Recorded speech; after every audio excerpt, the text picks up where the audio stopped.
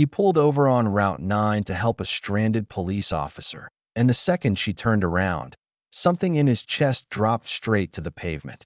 He hadn't seen that face in 11 years, and she was looking at him the exact same way, like a person who had just run out of time to prepare for something they always knew was coming.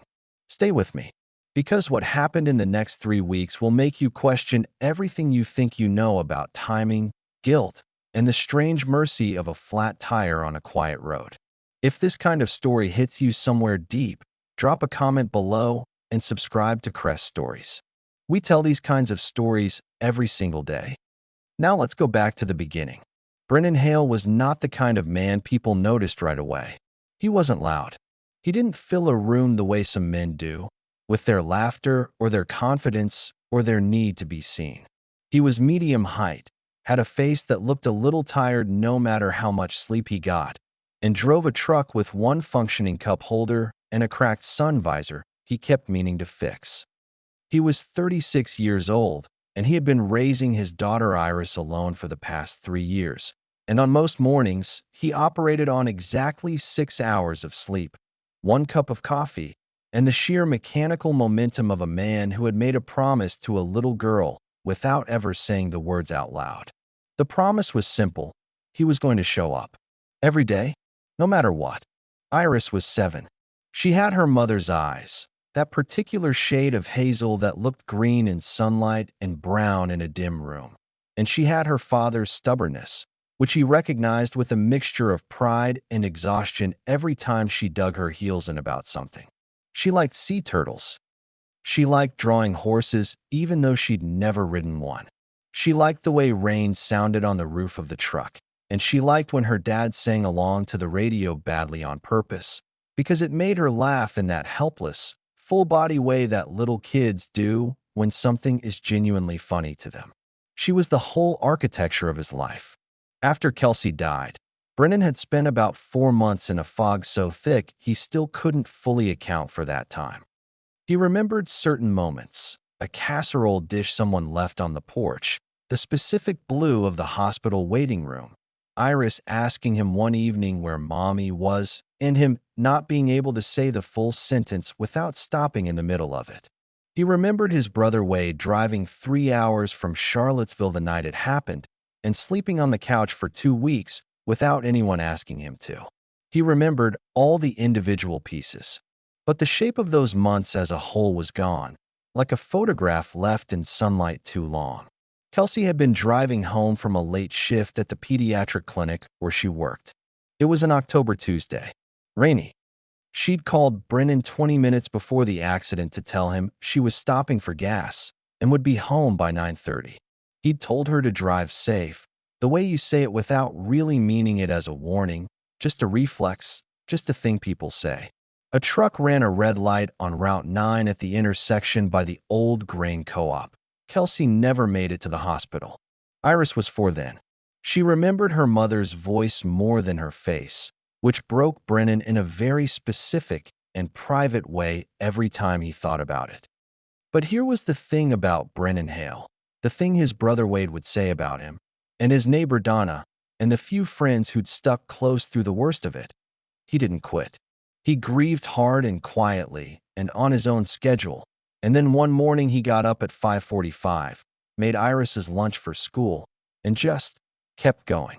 Not because he'd healed, not because the weight had lifted, but because Iris needed breakfast and clean clothes and someone to help with her spelling words, and none of that stopped being true just because the bottom had fallen out of his world. He'd been keeping that promise every day since. By the morning of the Tuesday in September that this story is really about, Brennan's life had settled into something that looked, from the outside, almost fine. He ran a small landscaping company with 2 part-time employees, a quiet, reliable operation that paid the bills and let him set his own hours around Iris's school schedule. He dropped her off at Millfield Elementary every morning at 7:50, drove back home, worked until 3, and picked her up at 3:15. He cooked dinner most nights, watched whatever animated movie she decided they were watching, and was usually in bed by 10. On weekends, he mowed lawns and took Iris to the nature center on Hadley Road. where she had developed an ongoing relationship with a painted turtle in one of the outdoor habitats. It wasn't the life he'd imagined, but it was real, and it was his, and on the good days he could see the edges of something that might eventually be called contentment. He hadn't thought about Lacey Pruitt in a long time.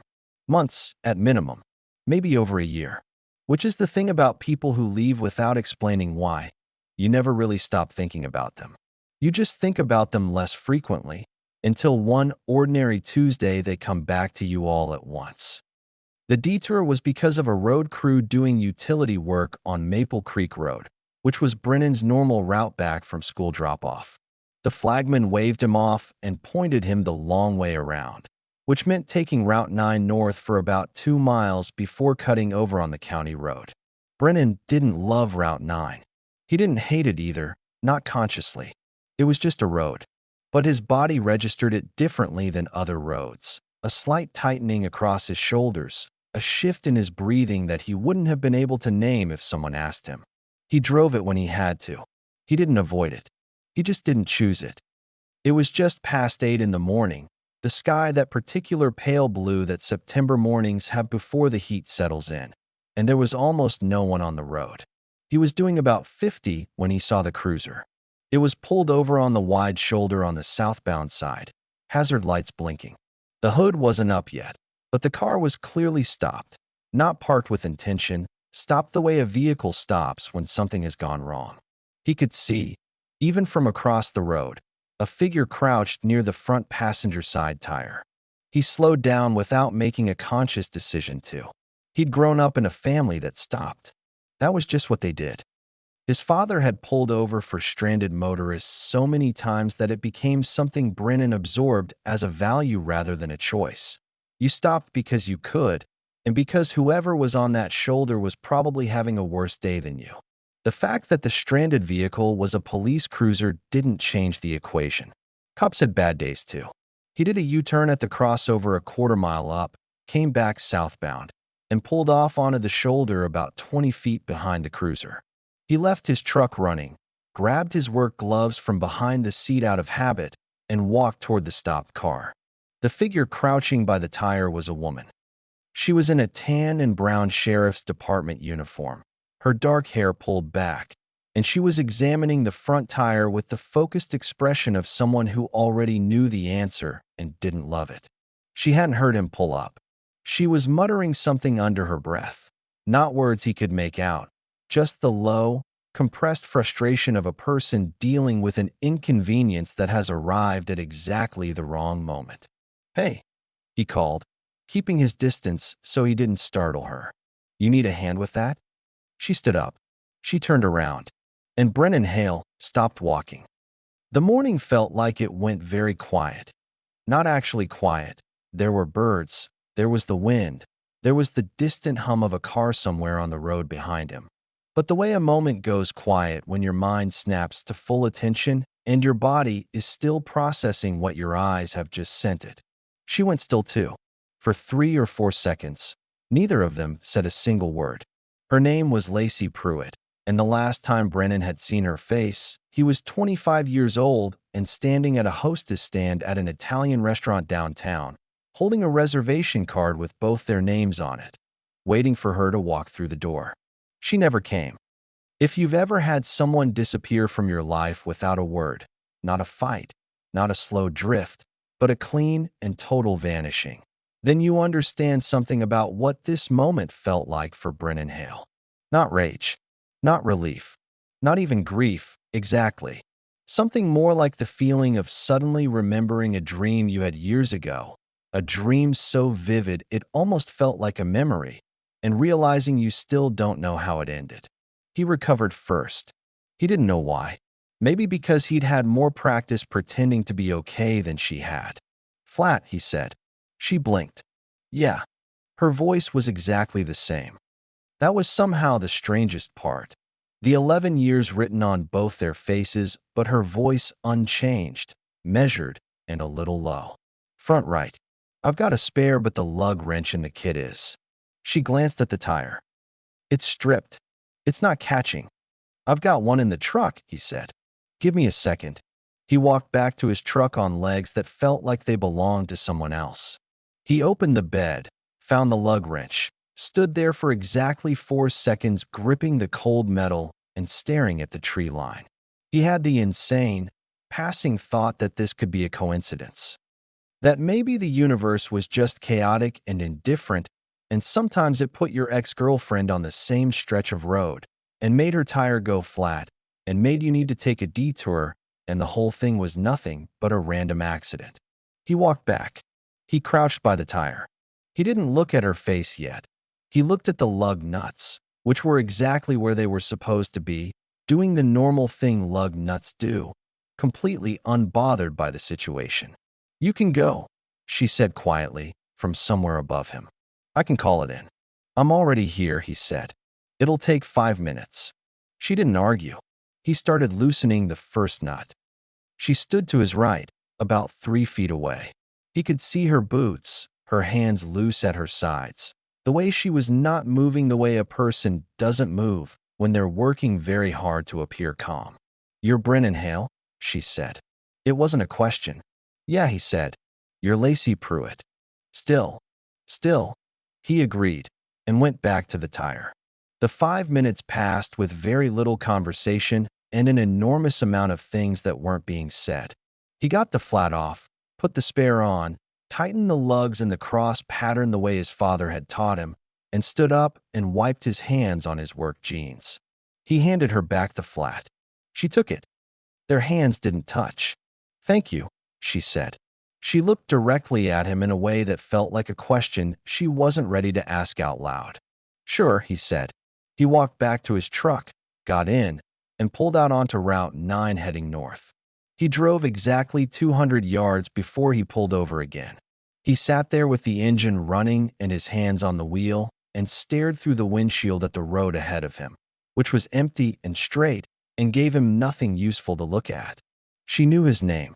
She'd said it like a confirmation, not a greeting, not a surprise. Like something she'd been carrying around and had just set down. He hadn't told her his name. She'd already had it. Something about that had him leaning back against the seat, eyes forward, working through what he'd just understood. Lacey Pruitt hadn't just happened to be on Route 9 when he happened to drive past. She'd known who he was before she turned around. He went home.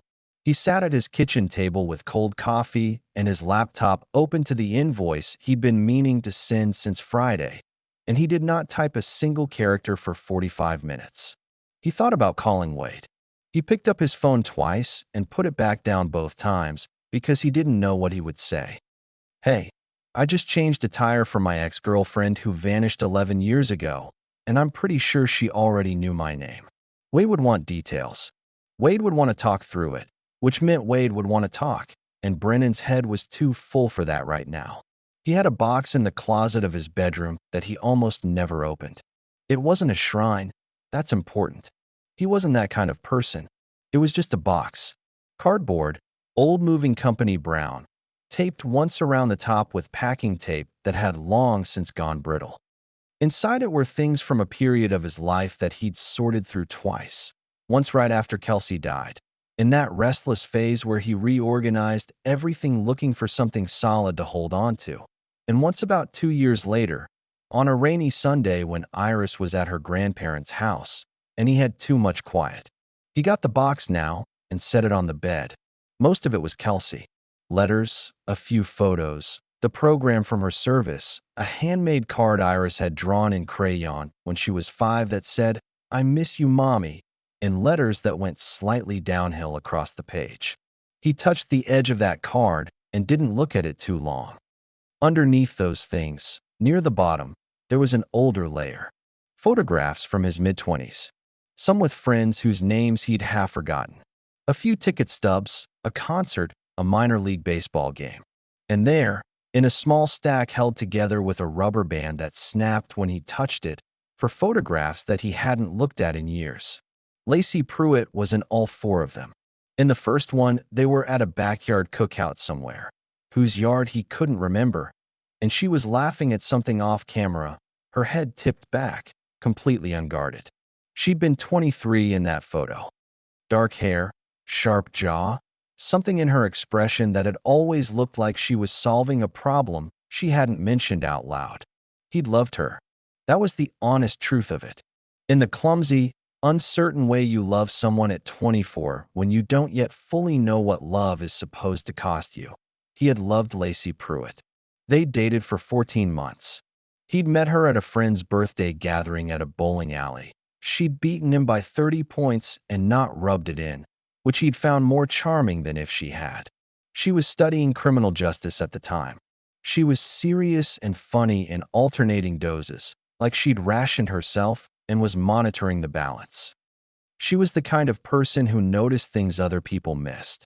The last time he'd seen her in person was the Sunday before she disappeared. They'd gone to the farmer's market downtown, bought peaches, walked along the river. She'd been quiet in a different way than her usual quiet, not thoughtful, but wound. Like she had a sentence in her mouth she kept swallowing back down. He'd noticed, but he hadn't pushed. He was 24 and not yet wise enough to push. Monday she texted him normally. Tuesday she seemed fine on the phone. Wednesday he drove to the restaurant and waited.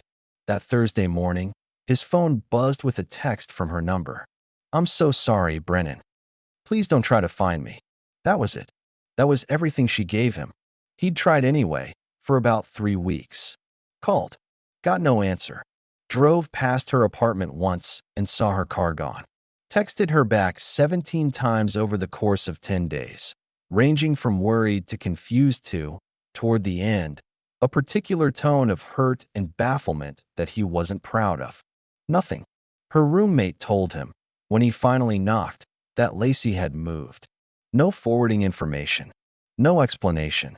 He'd spent a year wondering what he'd done, running back through the 14 months, searching for whatever he'd missed, whatever had made her decide he wasn't worth a phone call. He'd never found it.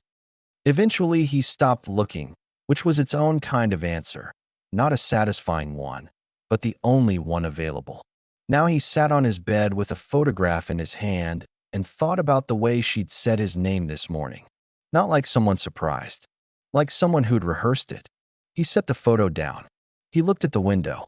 He had a landscaping quote to finish and a lawn on Brentwood Circle to mow by 2 o'clock, and Iris needed to be picked up at 3:15, and the world was doing what the world always does, pushing forward regardless of whether you're ready. But somewhere underneath all of that, quieter than everything else, was the thought he couldn't shake. She'd been standing on Route 9, the same route, the same road, and she'd known his name before he ever said a word. He was going to need to find out why. The next morning, he took Route 9 again. He told himself it was because Maple Creek Road might still be closed. He told himself this the same way people tell themselves they're driving past someone's house, because it's on the way, which it almost never is. He found her. Same stretch of road, about a quarter-mile from where the flat had been. Her cruiser was parked on the shoulder, engine on, and she was doing what police officers do when they've parked on a road. Very little, visibly. She had a clipboard and she was writing something, or pretending to. He pulled up alongside her and put his window down. She looked up without surprise, which told him something. "You took Route 9, she said. "Construction on Maple Creek," he said. She looked at him. He looked back. "That wrapped up yesterday afternoon," she said. He said nothing. She set the clipboard on the passenger seat and put her window all the way down. She'd done her hair differently today, same ponytail, but neater, like she'd thought about it. "What do you want to know?" she said. "How you knew my name," he said. "Before I told you." She was quiet for a moment. The kind of quiet that isn't hesitation but preparation. "Brennan, you said my name like you'd been sitting on it," he said. "Not like you just recognized me. Like you already had it ready." She looked at the steering wheel, then back at him. "I heard about your wife," she said. "I'm sorry. I know that doesn't cover it, but I am." He held steady. He'd learned to do that, to keep his face neutral when things landed on him. It was a skill that grief had given him, one he hadn't asked for. "How'd you hear?" "The paper ran something," she said. When it happened, that was true. There had been a small piece in the county paper, a paragraph, really, about the accident. Kelsey's name, His name. The intersection. Okay, he said. But you knew my daughter's name too. She went very still. Yesterday, he said. You said Iris. She had. He'd gone back over the conversation a dozen times in the hours between yesterday morning and this one, and he was certain of it. She'd said Iris's name while they were talking. He hadn't introduced Iris. He hadn't mentioned her. He'd just said he had a pickup at 3:15, and Lacey had said something. Something offhand. Something he hadn't caught the full weight of in the moment. About hoping he made it to Iris's pickup in time. You don't have to answer, he said. But I need you to understand that I noticed, and I'm trying to figure out what I'm looking at here. She was quiet for a long time. The kind of quiet that has weight to it, that takes up space in a conversation the way a held breath does. Then she said, Can we meet somewhere? Not like this. Like what? She gestured, vaguely, at her cruiser, at the road, at the general configuration of whatever this was. Off duty. Like a person. He considered her for a moment. He thought about all the things he didn't know, and all the things her face was doing that he couldn't quite read.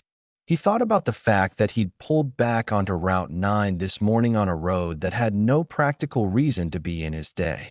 There's a diner on Caldwell Street, he said. Pendleton's. I know it. Tomorrow. 10 o'clock. Okay, she said. He put his window up and pulled back onto the road. He didn't look in the rearview mirror. But his hands were very slightly not steady on the wheel, and he held them there, and breathed, and thought about Iris in the back seat the other morning, waving at a police cruiser she'd apparently noticed, and the image of it sat in his chest like a coal he couldn't account for. Something was coming. He could feel the shape of it without seeing the edges. He needed to see the edges. Wade called him that evening while he was making spaghetti. You good? Wade asked, in the way that meant he'd already sensed something was off, because he was Brennan's brother, and that's what brothers did. Fine, Brennan said, which fooled neither of them. Iris good. She's currently explaining to me why sea turtles should be able to vote, Brennan said. Iris was at the kitchen table drawing and had, in fact, just made this exact argument without any irony whatsoever. Wade laughed. She's not wrong. She's not. Anything you want to talk about? Brennan looked at the pasta in the pot, stirred it once. Iris looked up from her drawing and held up a picture of what appeared to be a turtle wearing a small hat. He pointed at it and gave a thumbs up. Not yet, he said to Wade. I'll call you this week. Okay, Wade said. He didn't push. That was the other thing about having a good brother. They knew when the question had been answered and when it hadn't, and they knew the difference between pushing and waiting, and they picked waiting when it mattered. After dinner and dishes and a bath and 3 chapters of the book they were working through, a middle-grade adventure story about a girl who discovered a dragon living under her school, which Iris was fully committed to. And after Iris was asleep with one arm thrown over a stuffed manatee she'd had since she was 2, Brennan went back to the kitchen and sat with a glass of water and did what he always did when something was sitting on him that he couldn't shake. He got very still, and he let himself feel the whole weight of it. He thought about Lacey Pruitt at 23, laughing at that cookout. He thought about the restaurant, the reservation card, the 2 hours he'd sat there slowly understanding that no one was coming. He thought about the text message, I'm so sorry. Please don't try to find me, and the way it had taken him months before he could think about it without the sting. Then he thought about her standing by that cruiser, looking at him the way you look at a person when you owe them something you've been holding for a very long time. He didn't sleep well that night. But in the morning, he drove Iris to school, watched her run across the yard to meet her friend Callie at the door, watched until she was inside, and then he drove to Pendleton's diner on Caldwell Street. Lacey was already there. She was in a booth near the window in jeans and a dark blue flannel, no uniform, and she looked, not smaller, exactly, but different. More like a person who was bracing for something than a person in authority. She had 2 coffees already at the table, which he noted and said nothing about. He sat across from her. He wrapped his hands around the coffee cup. He waited. She said, I owe you an explanation. You owe me a few, he said. Quiet, not hard. She nodded. She looked at the table. She looked at him. She'd clearly been working out how to say this for some time, and he could see the seams of it, the prepared words, the practiced delivery, and he let her find her way through. The night I didn't show up, she started. The restaurant. The text. Yeah. I'd found out that day, she said. That morning. That I was pregnant. He went still. She kept her eyes on his. She wasn't looking for mercy in his face, he realized. She was just looking at him, level and direct, the way she'd always done things.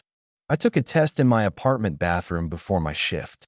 I sat on the bathroom floor for about 2 hours. I went to my shift. I could not. I couldn't figure out how to. She stopped, pressed her lips together. We were 24, Brennan. I was terrified. I didn't know if I was ready. I didn't know if we were. You could have told me, he said. Careful. Even. I know. I kept picking up the phone. She turned the coffee cup in her hands. I had the whole conversation planned. I was going to tell you at dinner. I was going to say it, and then let whatever happen happen. I was going to be brave about it. But you didn't come. I didn't come, she said. Because at about 7 o'clock, while I was getting dressed to leave, I started having the most severe cramps I'd ever felt in my life. She stopped. Let that sentence sit. I drove myself to the hospital. I was there until 11 that night. The diner was quiet around them. A waitress was refilling a coffee at the counter. Somewhere near the door, a child was asking for more pancakes. The ordinary world, doing its ordinary things. I lost the pregnancy, she said. It was over before it really started. The doctor was kind about it, which almost made it worse, and I drove home, and I sat in my apartment, and I felt. She paused, not searching for the word. She already had it. Empty, and then ashamed. Because I'd already run away from you that night, even before I knew how it ended, and I'd sent you that awful text, and the longer I waited, the more impossible it felt to explain any of it. Brennan breathed slowly in, out. He looked at the table, the coffee, the faint pattern on the laminate surface. You never told anyone? He said finally. My roommate. Eventually. A few months later. She wrapped both hands around her cup. I thought about reaching out to you so many times. In the first year especially. But you'd moved on. I'd seen your social media. I saw you'd met someone. Kelsey, he said. Kelsey, she said. And the way she said the name was careful. The way you say a name you've said privately, in your own head, many times over. He looked up. She met his eyes. That's not the only thing I need to tell you, she said. The diner noise went soft around him. He felt the shift before she said anything. That particular tension in the air that happens when someone is about to change the shape of something you thought was already fixed. He set down his coffee cup. He waited. I was on duty the night Kelsey died, she said. Brennan didn't move. She kept going. Because she'd carried this for 3 years, and the only way through now was straight. I was one of the first responders on Route 9. That October. Her voice was steady in the way voices get when they're being held there by will. I got the call about 8:50. I was maybe 4 minutes from the intersection when it came through. I was first on scene. He was looking at her. He couldn't have described what his face was doing. He wasn't sure he knew. When I got there, the truck was in the ditch and the smaller car was. She stopped, cleared her throat. I ran the plates. Standard. When the registration came back, I saw the name.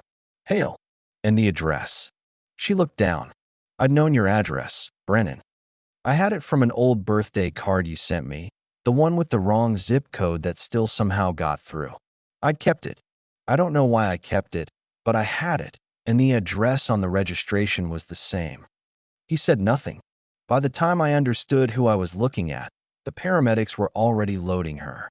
She was unconscious. I couldn't. There was nothing I could do differently. The call had already gone in. They had her. I directed traffic, and I filed my report, and I sat in my cruiser for about 20 minutes afterward in a parking lot on Hadley Road, and she stopped again. When she spoke, her voice was different, lower, frayed at the edges. I didn't know how to reach out. I thought about it constantly. I drafted messages. I drove past your street twice in the first month. Why didn't you? He said. not angry, asking. Because I was afraid, she said. I was afraid you'd think I was making it about myself, inserting myself into your loss for my own reasons. I was afraid that telling you I'd been there would feel like cruelty, or like some kind of, like I was attaching myself to the worst night of your life. She looked at her hands, and I was ashamed, again, of choosing silence again. He got up from the booth. He walked to the door of the diner and pushed through it and stood on the sidewalk on Caldwell Street in the September morning, and he didn't know what he was feeling because there were too many things arriving at once: grief and shock and an old, familiar hurt, and something newer and stranger than all of them, some feeling that didn't have a clean name, that lived in the space between betrayal and understanding and the kind of sadness that comes from knowing that everything that happened was real and irreversible, and nobody got to go back. Lacey came out after him. She didn't call his name. She just came and stood about 6 feet away and waited. He stood by his truck with his hand on the door handle and stared at the cars on Caldwell Street without seeing them. He thought about Route 9. He thought about October and the phone call Kelsey made about gas and the words "drive safe" that he'd said like a reflex. He thought about Lacey standing at that intersection in the dark, in the rain, realizing who was in the car. He thought about Iris, right now, in her classroom at Millfield Elementary, drawing horses in her notebook, completely unknowing. He turned around. Lacey was still there. He walked back to the sidewalk. He stood in front of her. "I don't know what to do with any of this," he said. "I know," she said. "You should have told me. Both times." "I know that too." "Why now?" he said. "Why tell me now?" She looked at him straight. She didn't hesitate. "Because I'm tired of protecting you from things you deserve to know." He stood there. The September morning held steady around them. The kind of clear, mild morning that asks nothing of anyone, that just sits there being temperate and indifferent. A car went past. A pigeon landed on the curb and immediately decided against the curb. "What happens now?" he said. "I don't know," she said. "But I'm not disappearing again." He looked at her for a moment. Then, "I have a school pickup in about 4 hours." She almost smiled. It was barely there, a shift in one corner of her mouth. "I know." He shook his head slowly. "You've been on that road on purpose." "Route 9, she said. "Yeah." I started. "I drive it most mornings when I'm on shift." I couldn't explain it exactly. It just felt like something I needed to do. Like, I don't know, penance, maybe, or the closest thing I knew how to offer. He thought about that for a moment. He thought about all the times he'd driven that road with his shoulders tightened and his breathing shallow without knowing why. "I saw you drop her off once," Lacey said quietly. "Iris. A few months ago." She waved at my cruiser through the back window. Something moved in his chest. "Kids do that," she said. "Wave at police cars." But she waved like she meant it. Like she was waving at a person, not just a car. She paused. "I don't know. Something about it." "She does that," Brennan said, after a moment. "She waves at everybody." "I know," Lacey said softly. "I could tell." He told Wade on a Thursday evening, on the phone, after Iris was asleep. He gave him the version without too many gaps. The flat tire, Lacey, the diner, all of it. Wade was quiet for a long time afterward, which was unusual because Wade was almost never quiet. "She was at the scene," Wade said. "Not a question, just the weight of it." "Yeah." Another long pause. "And how are you?" "I don't know yet," Brennan said. "Still sorting." "That's allowed," Wade said. "I know it is." "She sounds like a person who has been carrying a lot of wrong-sized guilt for a long time," Wade said, carefully. "She is," Brennan said. "That doesn't make all of it okay." "No," Wade agreed. "But it makes it something. Something." That felt like the right word for it. It made it something. Not simple, not resolved, not clean, but something with shape and texture and a story underneath it that was at least real. He could work with real. He'd always been better at real than at neat. He visited Kelsey's grave on a Saturday morning, early, while Iris was still at her grandparents' for the weekend. He hadn't been in a few months. He used to go more often, in the first year especially, But it was an hour's drive, and it had started to feel less like connection and more like a ritual he was performing for its own sake. He sat in the grass beside the stone, not talking. He'd never been one for talking to headstones. He just sat. He didn't know what he was doing there, exactly. Checking in, maybe. Or asking permission for something he couldn't yet name. He thought about the first time Kelsey had made him laugh, really laugh. She'd been doing an impression of a coworker at the clinic and had slipped off her chair in the middle of it and just kept going from the floor like nothing had happened. He thought about the morning she'd told him she was pregnant and how he'd stood in the kitchen in his work clothes holding the test with both hands like it was something that might blow away. He thought about all the ordinary things, the argument over what temperature the house should be, the burned casserole she'd been inexplicably proud of, the way she fell asleep in the car within 4 minutes of any drive that lasted more than 15. All the texture of a shared life that accumulates without your noticing until it's all you have left of someone. He sat there until the dew came off the grass and the sun had climbed enough to be warm.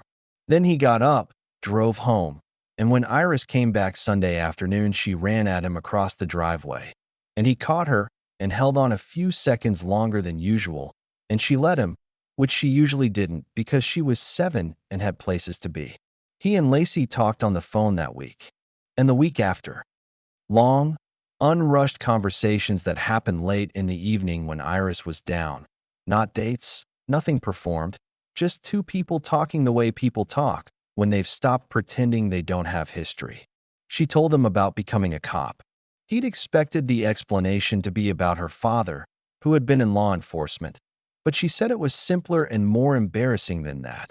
She'd done it because she'd needed something larger than herself to be accountable to, and the sheriff's department had been the largest, most concrete thing she could find at the time. She'd stayed because she turned out to be good at it. She liked the problem solving.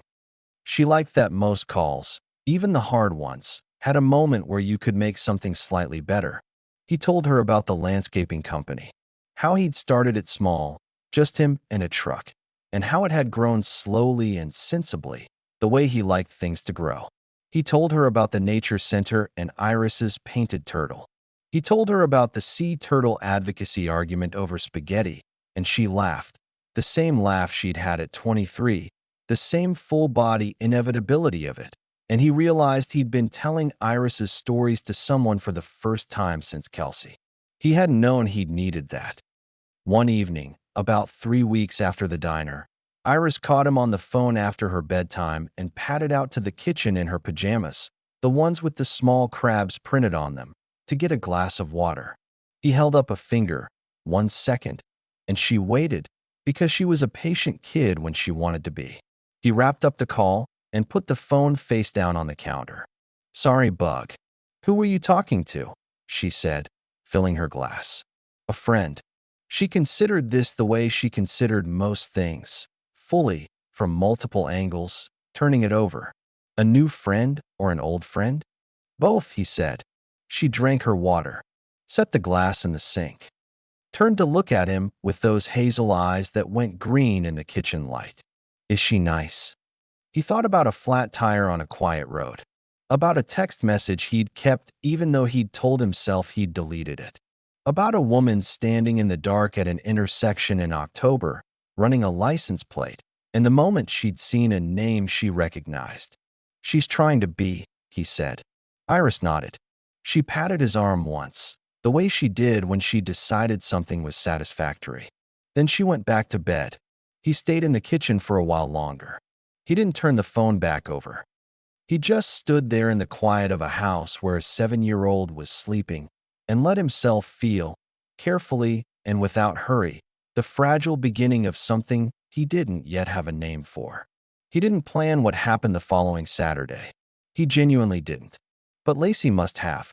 Or at least she'd thought about it enough times that when she finally decided, it didn't feel impulsive to her anymore. It felt like arriving at a place she'd been moving toward slowly for longer than she'd admitted. She showed up at 9:15 in the morning, off-duty, in jeans and a dark green flannel, and her hair down for the first time he'd seen since he was 24 years old. No plan announced, no text warning, just her truck in his driveway and her at his door with nothing in her hands. He opened it before she could knock. He'd seen her pull in. He stood in the doorway. She stood on the step. And Iris appeared at his elbow, because Iris was always at his elbow, because the kid had the spatial awareness of a cat when it came to knowing where her father was in any given room. She looked at Lacey. Lacey looked at her. And the world went very still for a moment in the way it only goes still when something real is happening. "Hi," Iris said. "Hi," Lacey said. "Are you the police officer who waved at me?" Lacey glanced at Brennan. He hadn't told her. He hadn't told anyone. He'd filed it away under the things he didn't have words for yet, and apparently Iris had filed it somewhere very different, under things she was certain of. Lacey crouched down to Iris's level. "Yeah," she said. "That was me."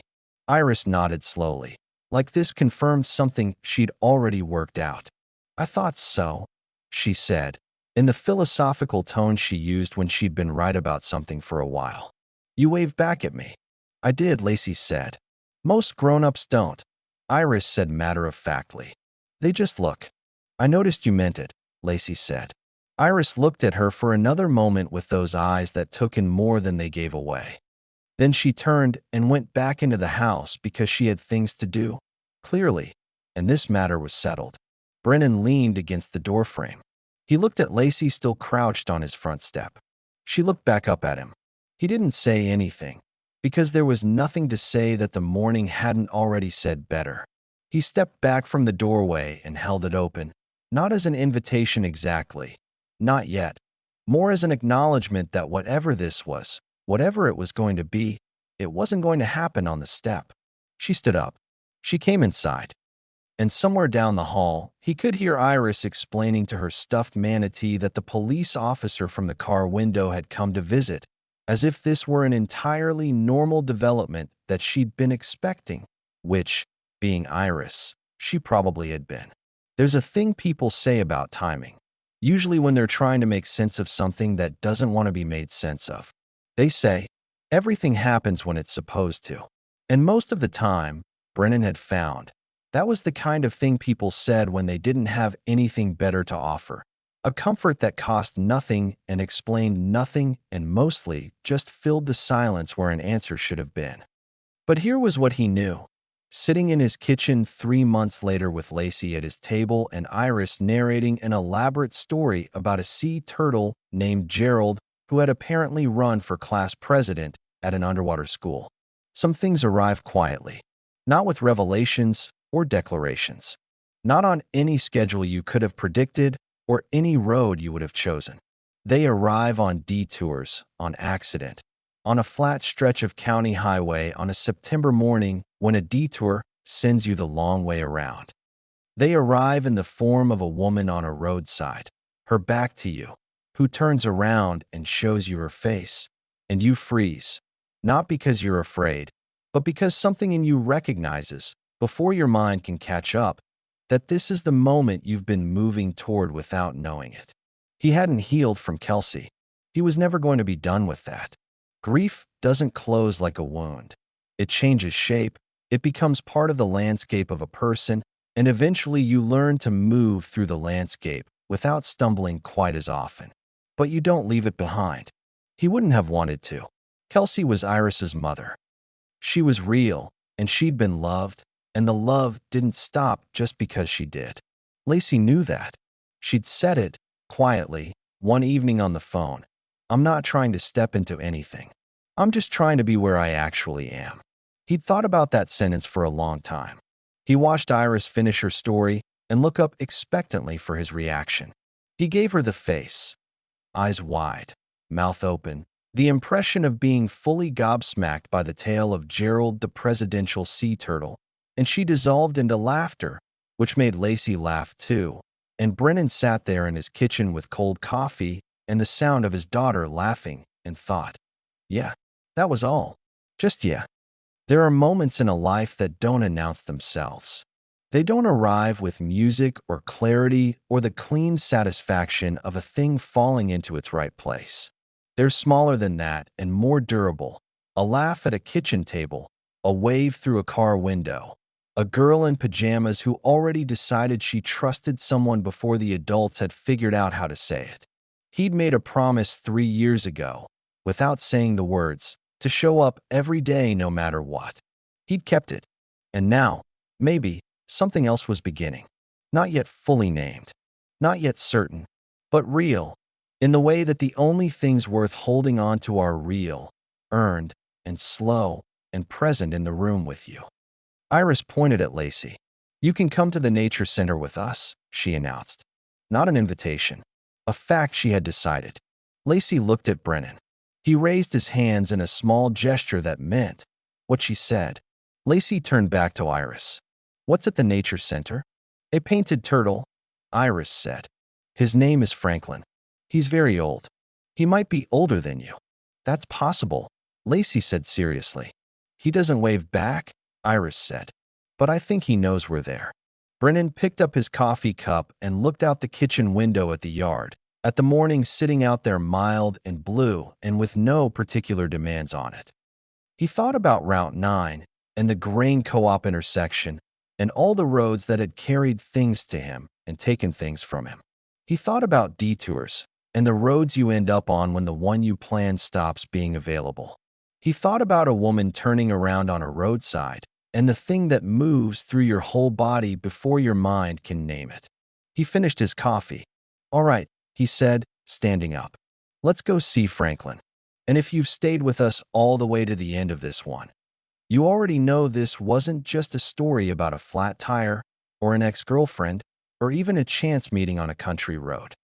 It was a story about what we carry and how long we carry it. About the conversations we delay until delaying them becomes its own kind of damage. About the specific mercy of a detour that takes you exactly where you were always supposed to end up." Brennan Hale didn't go looking for any of this. He was just a man who stopped because that's what decent people do. They stop. And sometimes, the whole shape of your life turns on something that small. If this story moved you, if it made you think about someone you've been meaning to reach out to or something you've been carrying that maybe deserves to be set down, let us know in the comments below. We read every single one. Hit that subscribe button if you're new to Crest Stories. We're here every day with stories like this one. True to life, human all the way through, and worth every minute. And if you know someone who needs to hear a story about second chances and quiet courage, and a 7-year-old girl who waved at a police cruiser and decided that was enough information to trust a stranger, send it to them. We'll see you in the next one.